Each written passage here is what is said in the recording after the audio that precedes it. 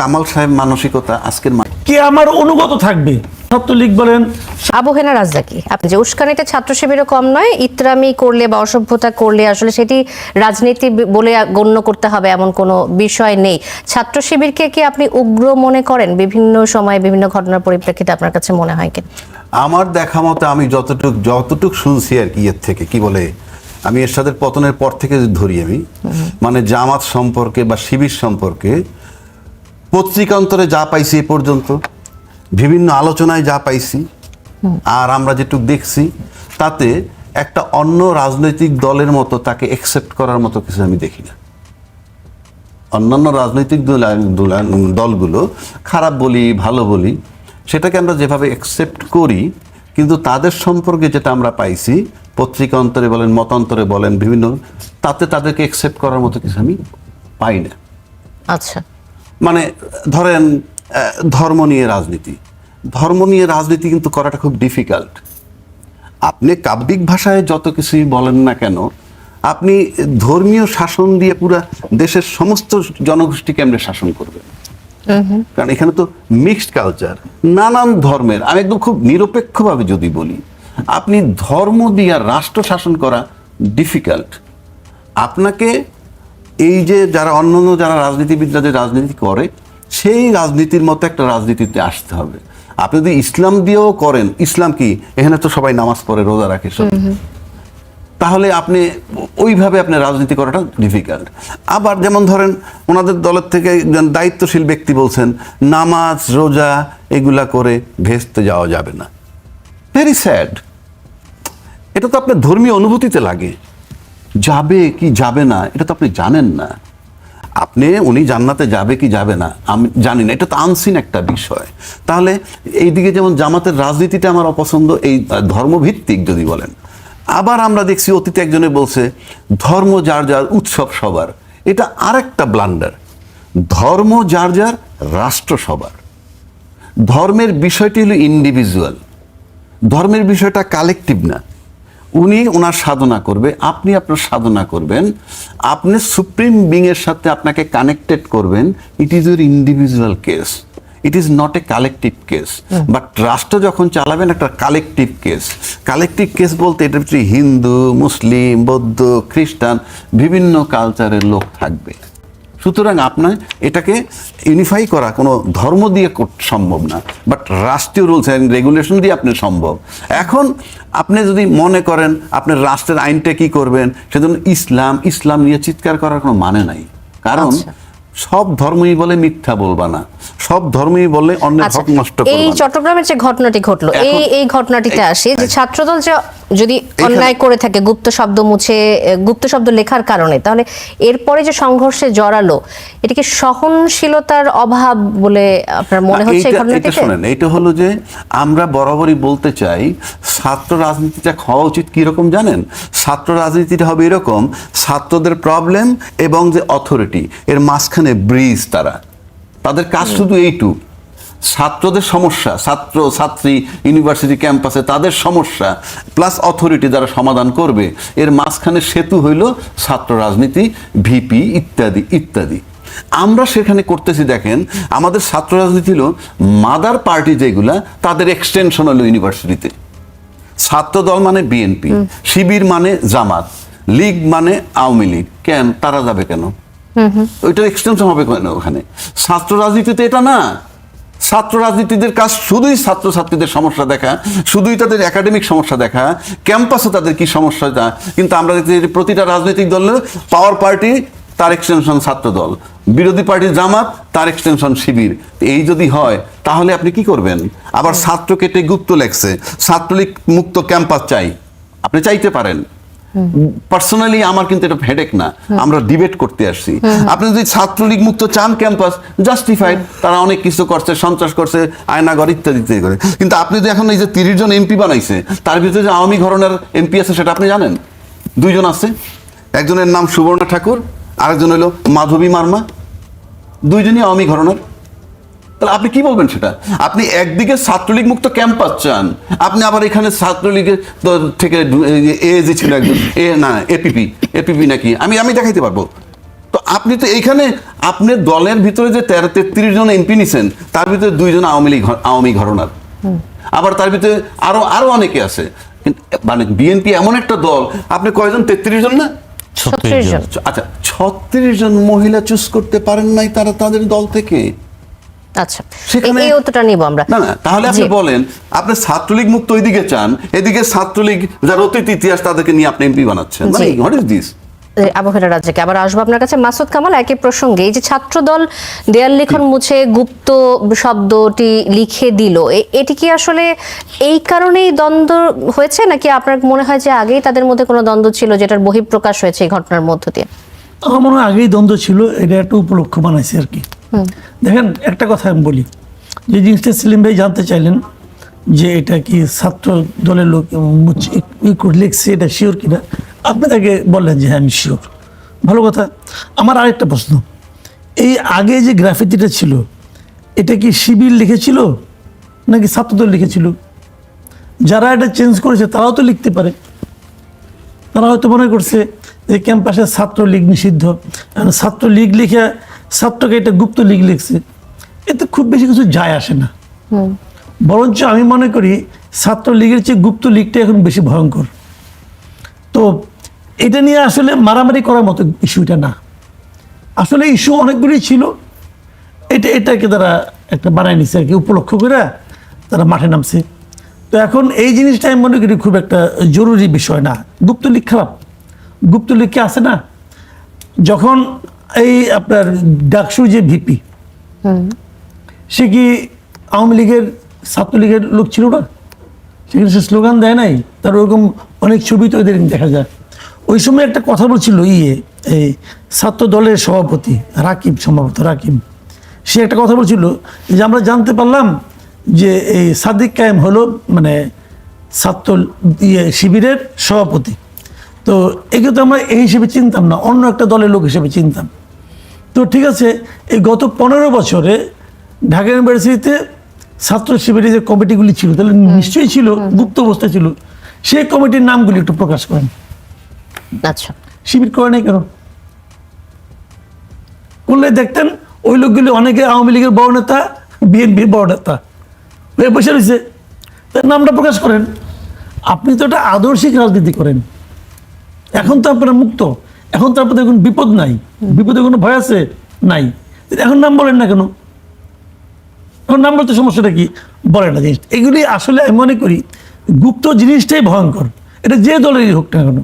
মনে করেন এখন দেখবেন, আগামীতে দেখবেন আওয়ামী লীগের লোকজন জামাতের মধ্যে গুপ্ত হয়ে ঢুকে পড়ছে, অথবা বিএনপির মধ্যে গুপ্ত হয়ে ঢুকে গেছে। কেন ঢুকছে? তারা হয়তো বাধ্য হয়ে ঢুকবে, অথবা মায়ের ভয়ে ঢুকবে, কী হবে আমি জানি না। কিন্তু আমার যে কোশ্চেন হলো, যে আরেকটা কথা বলা হয় যে শিক্ষাঙ্গনে ছাত্র রাজনীতি চলবে না, এটা কিন্তু শিবির বলে না, বলে। এবং এই যে ঢাকা ইউনিভার্সিটি ডাকসুতে যে শিবিরের লোকজন জিতছে, তাহলে ওরা কীভাবে জিতলো? ওরা বলছে আমি তো শিবির নামে জিতি নাই, অন্য নামে জিতছি। আপনি আমাকে চা দিচ্ছেন, এটা যদি আমি দুধ মনে করে খাই, তাহলে কিন্তু দুধের স্বাদ পাবো না তো ভাই। এখন এই সাদিক কায়েম, ফরহাদ, এরা যে নামেই করুক, ওরা তো আসলে শিবির। এখন ওরা কমিটি করতে পারবে, সমস্যা নাই।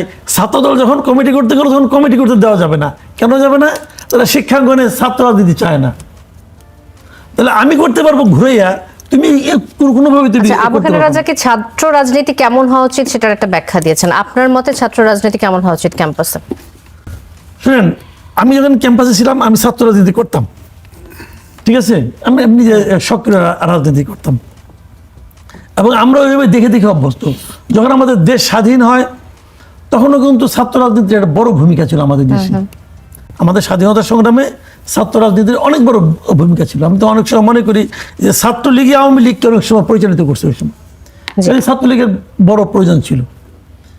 বাস্তবতাটা আসলে চেঞ্জ হয়ে গেছে। তখন কিন্তু ছাত্রলীগ আওয়ামী লীগের অর্ডারে চলতো না। 1970-এ ছাত্রলীগ কিন্তু আওয়ামী লীগের অর্ডারে চলতো না, বরং ছাত্রলীগই আওয়ামী লীগকে চলতে বাধ্য করতো। কি করতে হবে? এই স্বাধীনতার পতাকা উত্তোলন, এটা কি শেখ মুজিবের সিদ্ধান্ত হয়েছে? না, হয় নাই। এই সাধারণ সিরাজ আব্দুর রব এরা করছে।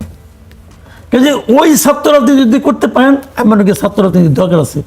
কিন্তু এখন যে ছাত্র রাজনীতি হয়, এখন কি হয়, আপনি দেখেন নাই ছাত্রলীগের কমিটি হবে, নেত্রী ঠিক করে দিবে কমিটি কি হবে। এই তো বললাম। আর নেত্রী কেমনে বুঝবে যে কাকে আনতে হবে? নেত্রী বুঝবে হলো কে আমার অনুগত থাকবে তাকে আমি বানাবো।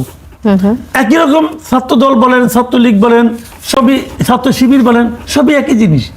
যদি একটা রাজনৈতিক দলের একটা শাখা হয়, এবং শাখাটা মানে কি, লাঠিয়াল শাখা হইতে পারে, অনুগত শাখা হইতে পারে, মিছিলের শাখা হইতে পারে, যদি সেটা হয় তাহলে ভাই আমি ক্যাম্পাসে ছাত্র রাজনীতি চাই না। আর যদি সে 69-এর গণ অভ্যুত্থান, 70-এর স্বাধীনতা সংগ্রাম, যদি ওই সময় যে ছাত্র রাজনীতির ভূমিকা ছিল যদি সেরকম হয় তাহলে থাকুক। জি, ধন্যবাদ মাসুদ কামাল। সাদাত হোসেন সেলিম, শিক্ষামন্ত্রী এসএসসি পরীক্ষার সময়ে এই যে কোনো প্রোটোকল ছাড়া সরকারি গাড়ির পতাকা ঢেকে কেন্দ্র পরিদর্শন করেছেন। মন্ত্রী কিংবা সংশ্লিষ্ট উচ্চপদস্থ কর্মকর্তাদের কেন্দ্র পরিদর্শনে গিয়ে দলবল নিয়ে পরীক্ষার হলে ঢুকে আমরা দেখেছি যে এমপিরা ছবি তুলেছেন, লাইভে এসেছেন। এটাকে আপনি আসলে কিভাবে দেখেন? এটা কি মনে হয় পরীক্ষার্থীদের মনোযোগে কোনো ব্যাঘাত ঘটে বলে মনে করেন কি? শিক্ষামন্ত্রী বিষয়টা আলাদা। শিক্ষামন্ত্রী যেহেতু দায়িত্বে আছেন, তিনি হয়তো আপনার অতীত নকল বিরোধী একটা প্রচারণা চালিয়েছেন এবং এটা সামাজিক আন্দোলনে পরিণত করেছেন। সেখান থেকে তিনি হয়তো প্রোটোকল ছাড়া এবং আপনার নীরবে নিবৃত্তে তিনি যেতে পারেন। কিন্তু এমপি হিসাবে আমি নিজেও যাইনি অথবা আমি যাবও না। আমি মনে করি যে এতে মানে এটা ব্যাঘাত ঘটে অথবা এটা অপ্রয়োজনীয়। আমরা যখন পরীক্ষা দিয়েছি তখনও আমাদের মনোযোগটা ছিল পরীক্ষার দিকে। আমরা যখন মানে এসএসসি পরীক্ষা দিয়েছি অথবা পরবর্তীকালে বিভিন্ন পরীক্ষা দিয়েছি, কিন্তু এখন এগুলোকে নিরুৎসাহিত করাই ভালো আর কি। তো এখন অতি উৎসাহী হয়ে আপনার পরীক্ষা হলে যাওয়াটা এটা খুব বেশি আমি অন্তত সমর্থন করি না। আমি জানি না সেখানে কারা গিয়েছেন, কোন দলের পক্ষে গিয়েছেন, আমি আমার ব্যক্তিগত মতামত দিয়েছি। এখন আমার একটা সমস্যা হলো যে আমি একসময় ছোট দলের বড় নেতা ছিলাম। সেক্ষেত্রে আমি আমার দলের পক্ষ থেকে যে কোনো কথা বলতে পারতাম এবং কথা বলতে আমার কোনো দ্বিধাদ্বন্দ্ব ছিল না। এখন যেহেতু এটা বড় দলের ছোট নেতা, তো সেক্ষেত্রে আমাকে অনেক কিছু হয়তো রাগঢাক দেখে কথা বলতে হয়। তারপর আমি ব্যক্তিগতভাবে মনে করি যেহেতু আজকে পরীক্ষা হলের মধ্যে এমপিদের মতো বা ভিআইপিদের মতো গেলে শিক্ষকরা, তারপরে পরীক্ষা পরিদর্শকরা তারা অন্যভাবে ব্যস্ত থাকে, এটা না হওয়াই দরকার। আমরা যেটা করেছি আজকে সেটা হলো যে আমাদের ছাত্র সংগঠন দিয়ে আমরা বিভিন্নভাবে পানি বিতরণ। বলছিলেন যে শিক্ষামন্ত্রীর একজন মন্ত্রী হিসেবে তিনি যেতেই পারেন, কিন্তু এই যে পরীক্ষার হলে অনিয়ম বন্ধ করতে 20 বছর আগের যে পদক্ষেপগুলো নেওয়া হয়েছিল সেই পদক্ষেপ একইভাবে এখন নেওয়া হচ্ছে, মানে এটাতে কোনো অন্যরকম কিছু আসা উচিত ছিল না যে এখন হয়তোবা শিক্ষার্থীদেরকে ঠিকভাবে তদারকি করার জন্য অন্য কোনো ব্যবস্থা নেওয়া যেত কিনা? দেখুন, 20 বছর আগে পরীক্ষা পদ্ধতি আর এখনকার পরীক্ষা পদ্ধতির মধ্যে অনেক পরিবর্তন হয়েছে।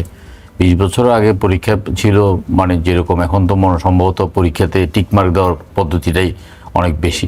তো সেক্ষেত্রে আপনার নকল প্রতিরোধ অথবা পরীক্ষার্থীদেরকে শান্তিপূর্ণভাবে পরীক্ষাটা দেওয়া এবং পরীক্ষার্থীরা যেন কোনো অনিয়মের আশ্রয় নিতে না পারে, সেক্ষেত্রে শিক্ষার্থীদেরকে যেমন সচেতন করা দরকার, তার চাইতে বরঞ্চ অনেক বেশি প্রয়োজন শিক্ষকদেরকে এই ব্যাপারে উদ্বুদ্ধ করা, সচেতন করা, দায়িত্বশীল আচরণ করা এবং তাদেরকে শাস্তিমূলক ব্যবস্থার আওতায় আনা।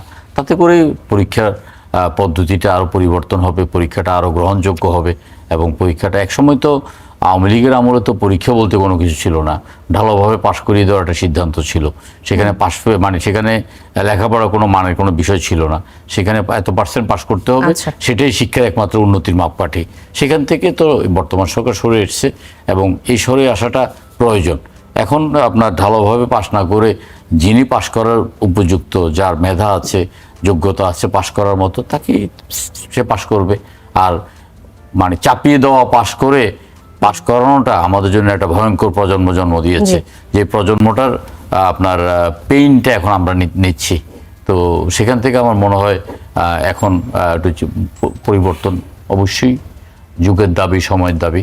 জি, সাদাত হোসেন সেলিম, আবার আসবো নিশ্চয়ই। আবু হেনা রাজ্জাকি, আপনার দৃষ্টি আকর্ষণ করছি একই বিষয় যে এমপিরা গিয়ে যে লাইভ করছেন, তারা যে অনেক তদারকির খবর প্রচার করছেন, এটিকে আপনি কিভাবে দেখছেন? আমার ব্যক্তিগতভাবে ধারণা সবারই একটা ইচ্ছা লাইমলাইটে থাকা, মানে কেউ যাতে আলোচনার থেকে পিছিয়ে না পড়ে, এরকম মনে হয়। মানে এখন দেখবেন এই রাস্তাঘাটে এমন একটা ইস্যু নিয়ে কথা বলে চট করে বলে দিবে, তুমি এটাকে নিয়ে কটাক্ষ করছো, তুমি এই অমুকের সম্পর্কে, মন্ত্রী সম্পর্কে এইটা বলছো, তুমি এই যে কটাক্ষ করবেন, দেখবেন এগুলো ভাইরাল হয় এবং একটা ইন্টেনশন থাকে, সবাই বোধহয় একটু হাইলাইটেড হতে চায়। আচ্ছা, আমির হামজাও কি সেটি হতে চেয়েছিল মানহানিকর মন্তব্যে? এই প্রশ্ন আমাকে তো মাঝখানে জি, করতে জি, হবে জি। না, ওটা রাখেন আপনার প্রশ্ন, জি, আমি উত্তর দেব। আপনি এটার উত্তর দেওয়ার পরে অবশ্যই যোগ করতে পারেন। এখন আপনি আসেন পদ্ধতি যেগুলো আজকে চালাইতে চাচ্ছে, যেমন শিক্ষামন্ত্রীর কথা বললেন, উনি কিন্তু শিক্ষামন্ত্রী ছিলেন আজকের থেকে রাফলি কত 20 বছর আগে, মনে করেন।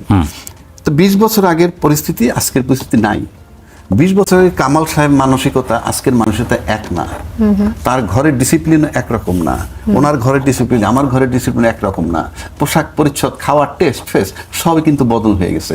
20 বছর আগে গুলশান মানিতে এত রেস্টুরেন্ট ছিল না। তা মানে কি সময়ের সাথে সাথে সবকিছু পরিবর্তন হয়। ঘরে ঘরে ল্যাপটপ তখন ছিল না। আমরা তো টয়লেট ছিল বাইরে, ঘরের থেকে বাইরে, এখন টয়লেট ঘরের মধ্যে, এবং টয়লেট থেকে এসে ডাইনিং টেবিলে বসতেছেন। But we are modern. But আর যদি ওইটা ভাবেন কত হাইজেনিক, তো এখন ওইটা যদি আপনি চিন্তা করেন তাহলে সব কিছুতেই পরিবর্তন হয়েছে। শিক্ষা ব্যবস্থার পরিবর্তন হয়েছে।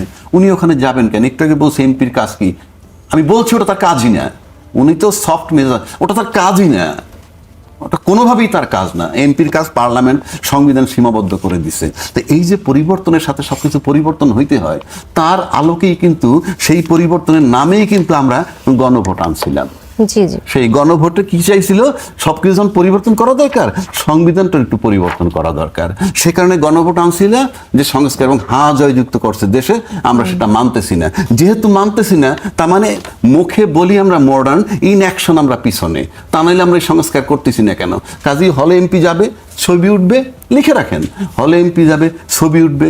বিচার বিভাগ আলাদা করতে চাইছিলাম, করতে দেন নাই। তাহলে বিচার বিভাগে যারা কাজ করবে তারা ভাববে মন্ত্রী আমার নিয়োগকর্তা, ভয়ে কাঁপতে থাকবে। এই বাংলাদেশ। আপনি মুখে বলবেন আধুনিক, কিন্তু অ্যাকশনে আপনি পুরাতন। এইবার আসেন একটা কথা বলি। ওনারা বলছিলেন ভাই আমার বললেন গুপ্ত আছে, এটা বলছে বিএনপিতে অনেক জামাত গুপ্ত আছে। আমি কিন্তু জানি না, ওনারা জানেন। তা আপনি যদি অতবার একটা দল সরকারে থেকে আপনি গুপ্ত জামাত বলতেছেন, তাকে আইডেন্টিফাই করতে পারতেছেন না, ভাই আপনি রাষ্ট্র কিভাবে চালাবেন? আপনি গুপ্ত ধরতে পারতেছেন না, না ধরতে পারার একটা বিরাট ব্যর্থতা।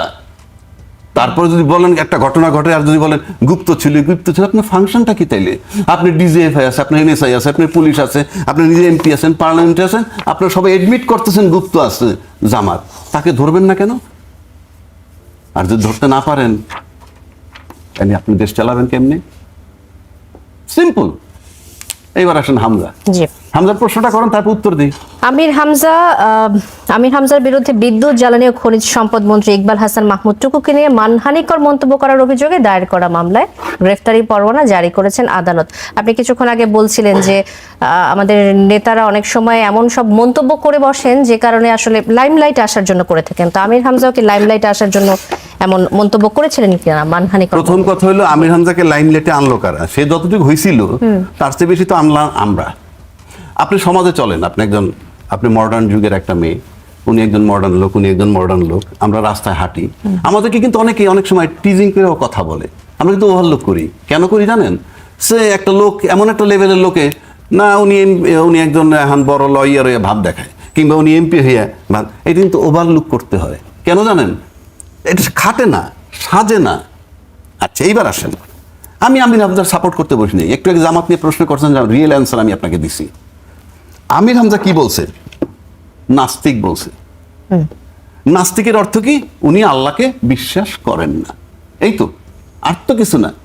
সেকেন্ড পার্ট, তার বিরুদ্ধে অভিযোগ হইল ধর্ম নিয়ে কটূক্তি করছে। তো ধর্ম নিয়ে কটূক্তি করলে তো এটা তোমার ইন্ডিভিজুয়াল কেস না, এটা সবার। ওই চাপটা আমি গেলামই না। আসেন, আপনি নাস্তিক কইছেন। নাস্তিক মানে কি? মাসুদ কামাল নাস্তিক, মানে সে আল্লাহকে বিশ্বাস করে না। এইটা নিয়ে মামলা হইল। আচ্ছা, মামলা হইলে ফাইনালি কোর্টে গিয়ে কে কি বলবে? মাসুদ কামাল কি বলবেন? আমি আল্লাহরে বিশ্বাস করি। আর আমির হামজা কি বলবে? উনি আল্লাহরে বিশ্বাস করবে না। কি দিয়ে প্রমাণ করবেন? সাক্ষী লাগবে না? এটা তো যার যার নিজস্ব স্টেটমেন্ট। উনি বলবে আমি আল্লাহরে বিশ্বাস করি, আর আমি বললাম সে আল্লাহরে বিশ্বাস করে না। তৃতীয় ব্যক্তি যে সাক্ষী দিবে এসে যে মাসুদ কামাল আল্লাহরে বিশ্বাস করে, সে কিভাবে বলবে? আরেকজন এসে সাক্ষী দিয়ে বলবে না মাসুদ কামাল বিশ্বাস করে না, কিভাবে বলবে করে না? 3 নম্বর আসেন, মামলাটা কে করলো? মাসুদ কামাল ভাইয়ের সাথে আরেকটা টকশোতে একই কথা মাসুদ ভাই বলছিল যে যার মানানি হইলো তারে নাস্তিক বলা যান মানানি হইছে, মামলাটা কে করবে? তার করার কথা একজন লয়ার করছে, জি ঠিক আছে করুক। আমি আমি আমি কিন্তু তার সাফাই গাচ্ছি না, আমি কিন্তু রিয়েলিটিতে আছি। এখন তাকে নাস্তিক বলছে, এই নাস্তিকের জন্য যদি আদালত তাকে ওয়ারেন্ট দিছে, আদালত ওয়ারেন্ট কেন দিল সেই প্রশ্ন আমি করতে চাই, আদালতের এখতিয়ার, তাতে তারা গ্রেফতার করে করুক। কিন্তু আমি একটা ব্যাখ্যা দিলাম আপনাকে, জি, আপনি সব কিছু আমলে নিয়ে আপনি কি বুঝাইতে চাচ্ছেন? একজনে বলতেছে এই যে নাস্তিক বললো তারে, আরেকজন বলতেছে এটা একটু আগে বললাম জি, যে নামাজ বুঝতে রোজা পেরেছি। পড়ে বেহেশতে যাইতে পারবে, এগুলো কোনো আলাপ? আবু হেনা রাজাকে আমরা বুঝতে পেরেছি। মাসুদ কামাল, একই প্রসঙ্গে আপনার কাছে আসছি। এই যে মামলাটি হলো এবং আদালতে উপস্থিত না হওয়ার কারণে তার বিরুদ্ধে গ্রেফতারি পরোয়ানা জারির আদেশ দেন বিচারক আমির হামজার বিরুদ্ধে, এই পুরো বিষয়টাকে আপনি কিভাবে দেখছেন? আপনার ব্যাখ্যা শুনতে চাই। শুনুন, ধর্ম নিয়ে না যত কম আলোচনা করবেন তত নিজের মনের শান্তি, সমাজের শান্তি। আমি পার্সোনালি মনে করি ধর্মটা হলো প্রত্যেকটা মানুষের ব্যক্তিগত ব্যাপার, একদম ব্যক্তিগত ব্যাপার। ধরা যাক আমরা এখানে 3 জন লোক আছি, 3 জন আমরা মুসলমান, 3 জনের জীবনযাপন কি একদম এক? না, এক না তো। অবশ্যই না। একই ধর্ম তো, একই ধর্ম, একই ধর্মগ্রন্থ, 3 জনের জীবনযাপন কিন্তু এক না। 3 জন 3 ধরনের আচরণ করে। তাহলে যদি আপনি ধর্ম মানেন তাহলে ধর্ম তো একই ধরনের মুসলমান সবাই হওয়া উচিত। কাজে এই আলোচনা না করা ভালো। এই আলোচনা করলে এটা একটা অন্তহীন আলোচনা, অন্তহীন। যার হাতে তলোয়ার আছে সে হলো সবচেয়ে ভালো জ্ঞানী আর কি। কারণ সে তলোয়ার নিয়ে যখন এখানে মনে করেন এখন তো তলোয়ার নাই, ধরেন একটা পিস্তল আছে, যারা পিস্তল হলে পিস্তল ক্ষমতা আছে ধরে। সে যদি পিস্তল হাতে রেখে বলে যে, দেখো এটা দুধ না, আপনি বলবেন হ্যাঁ দুধ। এটা তো ভাই ক্যারিশমা তো কাপের না, ক্যারিশমা পিস্তলের। এখন আমি আমাকে যদি AK-47 বাইর করি তখন আপনি আবার অফ। হ্যাঁ, আমির হামজা সাহেব ভাই এমপি হয়েছেন বাংলাদেশে। একজন এমপি হওয়া মানে কি, সে খুব পাওয়ারফুল লোক, খুবই আমাদের পাশে একজন পাওয়ারফুল লোক বসে আছে। না উনি পাওয়ারফুল হইলে ওনারে আমরা অল্প চিনি। এমপি কিন্তু একটা পাওয়ারফুল লোক, তার হাতে অনেক ক্ষমতা। কারণ আমির হামজা সাহেব তো ওখানকার লোকজন ভোট দিয়ে এমপি বানাইছেন, ওনাকে নিয়ে আপনি হাসাহাসি করতে পারেন, এতে ওনার এমপি গিরি কিন্তু কমবে না, উনি এমপি থাকবেন। আচ্ছা, তাহলে আপনি থাকবেন। কাজেই উনি বলছেন, উনি যেহেতু বলছেন কি করবো, আবার আদালত তাকে গ্রেপ্তারি পরোয়ানা দিছে, দেখা যাক কি হয়, আদালত যদি গ্রেপ্তার করতে পারে করুক। এই ধরনের করলে আবার কি মন্তব্য কি মিছিল আপনার হবে না কাছে হবে মনে দেখা যাক। হয় যে দৃষ্টি আকর্ষণের চেষ্টা বা অনেক বেশি লাইমলাইট আসার চেষ্টা? মনে হয়। আপনি শুনুন, ব্যক্তিগত না, আমির হামজা সাহেব এমপি হয়েছে, শুনুন, আমির হামজা সাহেব তো বলে ফেলছে আর কি। আমি তো ওনার বক্তব্য অনেক আগে থেকে শুনি। আমাকে ওনাকে মানে আমার কাছে ওনাকে কখনোই স্বাভাবিক মানুষ মনে হয় নাই, হ্যাঁ সেটা বলতে পারেন। আমার কাছে মনে হয় না। মনে হয়নি। হ্যাঁ এখন এটা আমার মনে তো হয় নাই। এখন ওই কুষ্টিয়া যে এলাকা থেকে পাস করছেন ওই এলাকার ম্যাক্সিমাম লোকের কাছে মনে হয়েছে। এখন এই জন্য কি ম্যাক্সিমাম লোককে আমি ইগনোর করতে পারবো, তাদের দিয়ে আমি হাসি ঠাট্টা করতে পারবো না তোর ভাই, তাই না? তারা মনে করছে, আপনি কি করবেন? গণতন্ত্রের এইটাই সৌন্দর্য, গণতন্ত্রের এইটাই রূপ। এই রূপকে আপনি কুৎসিত বলতে পারেন, যদি বলেন না এই রূপটাই ভালো, গণতন্ত্র কিন্তু মানতে হবে, আমাদের গণতান্ত্রিক দেশে বাস করি। রাজ্যকে আপনার কাছে আরেকবার আসবো, ছোট করে যদি বলেন যে এই যে জামাতের অবস্থান যেটি বলছিলেন সাদাত হোসেন সেলিম, যে 5% নারী আসন সংখ্যা নির্দিষ্ট করার বিষয়টি তারা বারবার বলেছে, যেটি রুল করা হয়েছিল কিন্তু তারা করেনি। এই যে নারী নেতৃত্বকে সামনে আসতে না দেয়া, এটা কি ইচ্ছাকৃত? না, এখানে বোধহয় আমার একটু দ্বিমত আছে। যেটা 5% দেওয়ার কথা সেটা হলো সংস্কার হওয়ার পর যেটা হবে তখন, এর আগে বাধ্যতামূলক নয়। তো সংস্কার তো করেন নাই আপনি এখনো। সংস্কার করলে ডেপুটি স্পিকার পদ ম্যান্ডেটরি বিরোধী দলকে দেওয়া, কিন্তু আপনি অফার করছেন, অফারের এটা তো করুণার ব্যাপার নয়। সুতরাং আপনি সংস্কার করেন, সংস্কার করার পর দেখবেন কেউ ফলো করে কিনা। I am telling the reality. না, সংস্কার করার পদ্ধতিটা কি? সংস্কার সেটা তো সেই বিতর্ক আরেকটা, সেই বিতর্ক তো সময় নাই। কিন্তু সংস্কার যেহেতু হয় নাই গণভোটের আলোকে জুলাই সনদ মোতাবেক হয় নাই যেহেতু, সুতরাং এখন তাকে আমার ব্লেম দেওয়ার কোনো যুক্তি নাই। পাশাপাশি আরেকটা কথা বলি, যে কথাটা বারবার আপনি বলার চেষ্টা করছেন যে রাজ্জাকি সাহেব বলছে এটা, আমি কিন্তু এখানে তুলনা করছি। আপনি যেভাবে ছাত্রলীগ মুক্ত ক্যাম্পাস চান, পক্ষান্তরে আপনি আওয়ামী মুক্ত সংসদ চান না। বিষয়টা এরকম দাঁড়াইলো। কারণ আপনি দুইটা ছাত্রলীগের ওই যে দিচ্ছেন, তাদেরকে যদি এমপি বানাইছি এটা নিয়ে আমার কোনো আপত্তিই নাই, আমি একমত। কিন্তু আপনি এক জায়গায় বলবেন ছাত্রলীগ মুক্ত ক্যাম্পাস চাই, আবার এখানে পার্লামেন্ট ছাত্র আওয়ামী মুক্ত চান না, বিষয়টা কেমন হয়? একদিকে থাকবেন তো। আচ্ছা, that is my debate. Masud Kamal কিছু যোগ করতে চান কিনা? না না, এটা আমি রাজ্জাকে বলো না যে এটা ওনার ডিবেট, এই ডিবেট না তো, এটা আমাদের নিয়তি। নিয়তি, হ্যাঁ, আপনি এটা নিয়তি হিসেবে মেনে নেন। হ্যাঁ হ্যাঁ ঠিক আছে, নিয়তির উপর কিন্তু আপনার কোনো হাত নাই। হাত নাই, মেনে নিলাম। একটা আছে বুঝলেন, খুব প্রচলিত একটা কৌতুক আছে। এক রাজনৈতিক নেতার এক কিশোর ছেলে আর কি, সে বাবাকে জিজ্ঞেস করেছে, বাবা এই দেশপ্রেমিক কাকে বলে আর দেশদ্রোহী কাকে বলে? তখন বাবা বলতেছে, যে বিরোধী দল থেকে যারা নাকি দল ত্যাগ করে আমাদের দলে যোগ দেয় সেগুলো দেশপ্রেমিক, আর আমাদের দল থেকে যে বিরোধী দলে অন্য যায়। দলে চলে যায় সেগুলো দেশদ্রোহী। এখন দেশদ্রোহী এবং দেশপ্রেমিকের সংজ্ঞাও কিন্তু এইরকম। রাজনৈতিকভাবে নির্ধারিত হয়।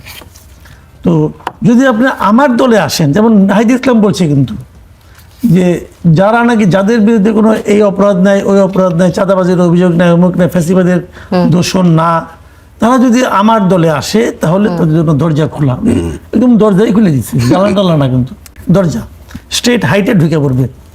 আবার ফ্যাসিবাদের দোষর এই অপবাদ দিয়া খালি একটু তাকে কেউ আত্মপক্ষ সমর্থনের সুযোগ আপনি দেন নাই, এই অপবাদ দিয়ে কত মানুষের বাড়ি ঘর জ্বালানো হয়েছে, কত মানুষকে হেনস্থা করা হয়েছে, কত মানুষকে চাকরিচ্যুত করা হয়েছে, এদের হাতে কিন্তু এটা হয়েছে।